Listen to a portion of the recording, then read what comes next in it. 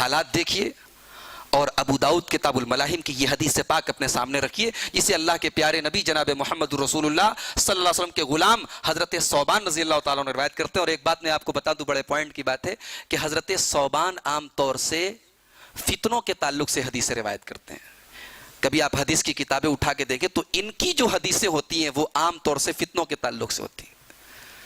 حضرت ثوبان کہتے ہیں اللہ کے پیارے رسول نے فرمایا یوشک الامم ان تداعى علیکم کما تداعى الاکلۃ الی قصاتها، اے میری امت کے لوگوں، ایک زمانہ تمہارے اوپر ایسا آنے والا ہے جب ساری کی ساری امتیں تمہارے اوپر ٹوٹ پڑیں گی، تم پر حملہ کریں گی، تمہارے خلاف ہو جائیں گی۔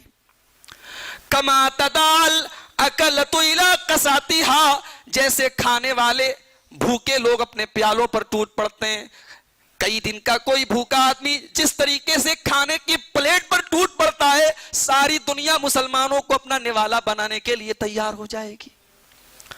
صحابہ نے پوچھا من قلت نحن یومئذ، اے اللہ کے پیارے نبی کیا اس وقت ہماری تعداد کم ہوگی؟ آپ نے فرمایا نہیں، بل انتم یومئذ کثیر، تمہاری تعداد تو بہت زیادہ ہوگی، ولکنکم غثاء کغثاء السیل، لیکن تمہاری مثال سیلاب کے جھاگ کی طرح ہوگی۔ جھاگ دیکھا ہے آپ نے؟ دیکھنے میں لگتا ہے کہ کتنا جھاگ ہے، چھو تو ختم، تعداد بہت ہوگی لیکن پاور لیس، انرجی لیس، کوئی طاقت نہیں، چھو تو ختم۔ اللہ جھاگ بنا دے گا تمہیں۔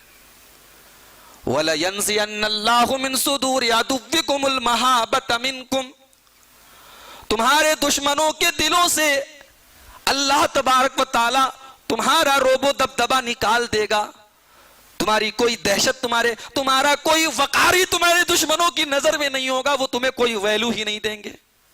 وَلَيَقْذِفَنَّ اللَّهُ فِي قُلُوبِكُمُ الْوَهْنَ، اور اللہ تبارک و تعالی تمہارے دلوں میں وہن نام کی بیماری ڈال دے گا۔